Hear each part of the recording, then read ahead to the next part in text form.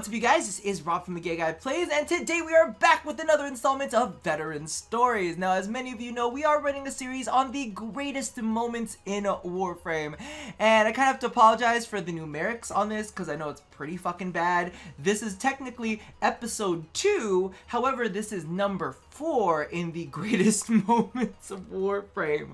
Now, as you have probably been able to do, if you're doing a little sleuthing on the screen, we are going to be talking about Prime Access trailers. However, there's one specific one that really changed the game. Now, Prime Access trailers are going to be very different depending on when you join the game. If you very recently joined the game, you probably have no idea what a Prime Access trailer is, because we haven't seen one in a good long while. Now, if you joined a little bit further back than that, you probably know the lush story version that covers the lore, but way back in the day, we had very simple trailers, kind of like, oh, let me make sure I'm pulling up the right one real quick, because I might be showing you the wrong one. It's this one. So as you can see, this was our Prime trailer from way back in the day.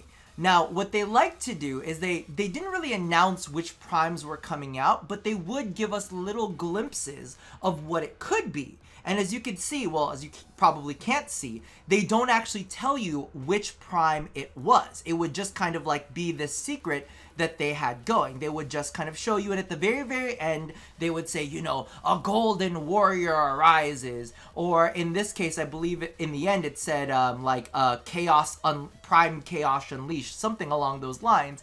But legitimately, they would never give you any information. By the way, Chaos Primed was Loki Prime, not Nyx Prime. That brought up a lot of drama. Let's just say that. That brought up a lot of drama when it came to the series. You're like, wait, no, that's gotta be Nyx. It's gotta be Nyx. But for the longest time, this was our Prime trailer. And the thing about it is, it was a great way to get the community kind of like, ooh, what could it be? What have they come up with next? What are they coming out with? It was very easy for DE to kind of like put together just these little glimpses. As you can see, this one's Adorned Particles Collide. I love it.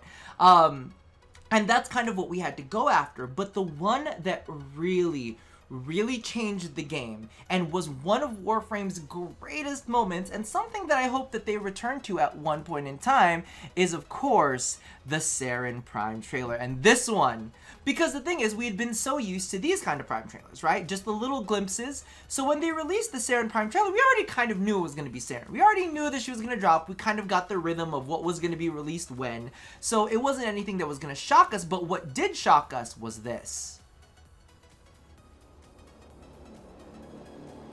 Margulis. Straight out of the gate, it was Ballas's chilling voice. Margulis. And I'm like, wait, who is this man talking? What is happening? From your winter ashes, there has sprung a field of flowers. Conceived by me, germinated for deadly purpose.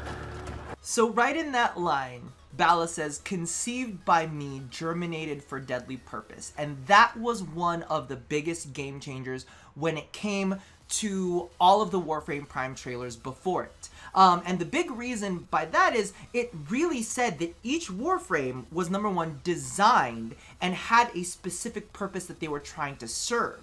It gave you backstory almost on both the Orokin Empire and also on the Warframe itself. It said, this Warframe was something that I created, but I created to deal with a specific situation. So let's let it keep playing on.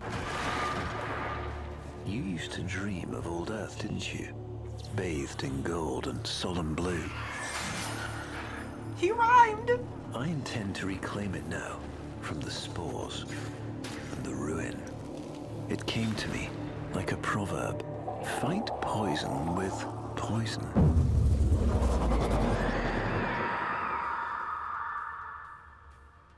Cure this sick horde with the greatest of plagues. I want you to remember that line. Cure this sick horde with the greatest of plagues. That one was a line that has stuck with me for the longest time ever. And that's really what absolutely shook me when it came to primes, because it was this history lesson. It gave character to the primes. And previous to this, you know, if you saw this, like literally, if we played this back for you with the original primes, right? what would end up happening is you looked at the Warframes as a weapon, right? You looked as the Warframes as a weapon, and you're like, this is something that I'm going to utilize. Literally, they could have done close-ups of something like, you know, like a primed bow or like a primed melee weapon, anything. They could have taken glimpse of any piece of prime armor or weapon out there, and literally, it was just, you know, something to utilize. But when it came to the Saren Prime trailers, like, there was spirit to it. There was like, it was like a love letter. And the coolest thing about it is when, you know, he designed Saren Prime, it was kind of like this floral thing, you know, this toxic flower that sprung up from the ashes, right? To fight other plagues and fight other diseases. And it's kind of like it gave some backstory and almost this history and gave personality to what we previously perceived as kind of like this husk, this soulless weapon. So then we see things like Mirage Prime, and this has absolutely the largest amount of character. How you suffered to become this beast. Yet Yet you laughed at me. Others writhed and raged in the vice. But you played the fool. See, so you notice this, right? Now each of these Warframes are now having characterizations put in them. I think you can even hear laughing in this one. So he said that this specific Warframe didn't fight back in the way that the other ones did. She just like laughed and giggled. And she played the fool. And it was one of those moments where it's kind of like each of these Warframes are now adopting personalities. And the thing about it before is we didn't have that. So they were able to bring in lore, personality to these silent characters. Because really, after the second dream, you know, our operators were the characters. And these Warframes were just still weapons until, of course, Umbra came around. Then Umbra had his own, you know, persona. But legitimately, when it came down to each of these Warframes, many Warframes that we're very attached to, it was kind of like in the Prime trailers, they got their moment to shine. It was like we got to see the character like being lived out. And through the stories that Ballas would tell, it was very like, it was a cool way for us to be able to connect to these characters that we'd been so attached to, and just kind of like, honestly, been left in the game as, as weapons. Now, the thing that they had done previously too, and something that I also maybe want to go ahead and point out in this as another great moment of Warframe, is for each of the Primes, if you looked at them in the Codex, the old Primes used to have lore text with them. They would write like all of these big, you know, all of these big paragraphs telling about like the story of each Prime, like how Rhino Prime was like a wild animal, Ember was like setting things on fire, there was something about Mag and Arcwing in there, and Excalibur Prime being the first. And so there was all of this lush lore that was communicated. And then finally, when the Saren Prime trailer came out, it was like all of that stuff but live, which was absolutely amazing. We're like, we got to hear Ballas tell us the story of this, and it was definitely one of those things that left me absolutely shook, because it's kind of like, you know, Space Dad telling us a story, and not just a story, but historic events that kind of led to the creation of these Warframes and gave these Warframe's actual life. And that's one of the things that we haven't been getting lately when it comes to the other Prime trailers. Like, you know, Hydroid, like, oh my god, I know it sounds really, really stupid, but Hydroid Prime, you know, Hydroid isn't necessarily one of the most loved Warframes in game. He does definitely have a following, believe you me, he does.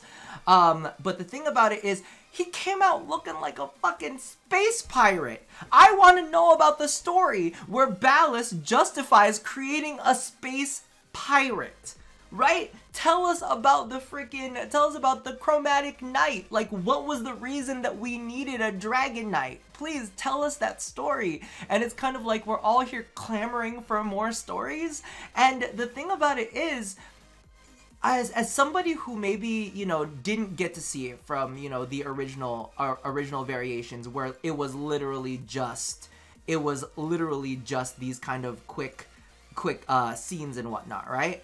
it's kind of like it doesn't really seem like it's all that much, but honestly, the story just gets richer and richer with all of these things, and that's one of the big things that we're missing out in Warframe. This is kind of like our lore injection. And also at the same time, you know, this is DE reaching out to their community saying, you know, pay 40 bucks for you know, the weapon pack, pay 75 or 80 or whatever it is that you pay for the other one, and then pay, you know, 150 for this pack. This is kind of like added value to that, you know? This is kind of like another like little extra that they give everybody, but at the same time we all get to enjoy as a community, and you can kind of be like, all right, you know, I feel good about dropping 150 bucks on your Prime access because, you know, I get to own the thing from the story, you know? It kind of like, it like comes full circle. Now with the ones that we've been missing as of lately, it feels kind of like, you know, we're not getting as much value as we did before. And I know that sounds a little bit weird to say it that way, but yeah. Now, before we leave, I'm gonna leave you guys with, I guess you would say, the line that really chilled me to the bone. So this one's gonna be a little bit more personal and why I really enjoyed the SANDR trailer. As you guys know, like many of the times I'm painted out in the Warframe community to be a bad guy. And honestly, I like fight for the vets. I fight for what's right. I fight for what's fair. You know what I mean? I don't stand up for data mining. I don't stand up for, you know, certain subsects of our community just being completely ignored. Like, I will speak out where we need to speak out. And a lot of times people will, I don't know, take that in a negative way. You're like, you're not going with the flow. Just shut up and go with the flow. And sometimes it's this flow that kind of keeps the community stagnant, and we shouldn't be in stagnation. We should be flowing and moving forward and growing and getting better. And so when all of these people kind of depict me as some kind of monster, this line where he speaks up on it. Oh wait, there's no audio. Poison with poison. Poison.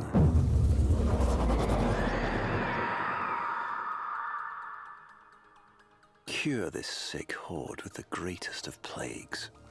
And the thing is, this trailer came out during one of those big dramatic times where everybody's running around, Rob, you're so toxic, Rob, you're so toxic. And as soon as they said, fight toxin with toxin, cure this sick horde with the greatest of plagues, I was like, you speaking to my soul now, DE. You speaking right to my soul. So whenever, you know, whenever I feel like, you know, I'm standing up for something and people are trying to tell me, no, Rob, you're a terrible person, you're this, you're that, you're this, you're that, I look back at this and say, sometimes you can't sit there and be complacent. Sometimes you can't sit there and just smile and just take everything. Sometimes you have to stand up for what you think is right, even if other people want to tear you down because they don't agree with you. So as soon as they said, fight this sick horde with the greatest of plagues, I was like, yes, DE! Anyway, that's my personal experience. And you know what? If any of you guys have had your own personal experience, because Ballas's words are so resonant, his voice is just so thick and creamy, it's just so good. If you've been moved by any of the words from any of the Prime trailers, go ahead and toss that down in the comments below. I'm really curious, because if this had this effect on me, I'm sure that other trailers have probably had effects on other people. Regardless, that about does it for me for now. Stay tuned for more of the greatest moments of Warframe. Hopefully we'll be able to see some Prime trailers soon. Maybe this will be some inspiration for everybody out there to kind of relive these days and go through, because I've literally put this playlist up and just watched it all the way through because it's so good. Alright, so that about does it for me for now. And as always, love somebody, hurt nobody, and touch yo body. Stay tuned for more installments of the greatest moments in Warframe. We still have 3 more episodes to go. And I've all got them ready and prepped to go subject matter wise. I haven't recorded them, but I'll see you guys next time. Bye-bye.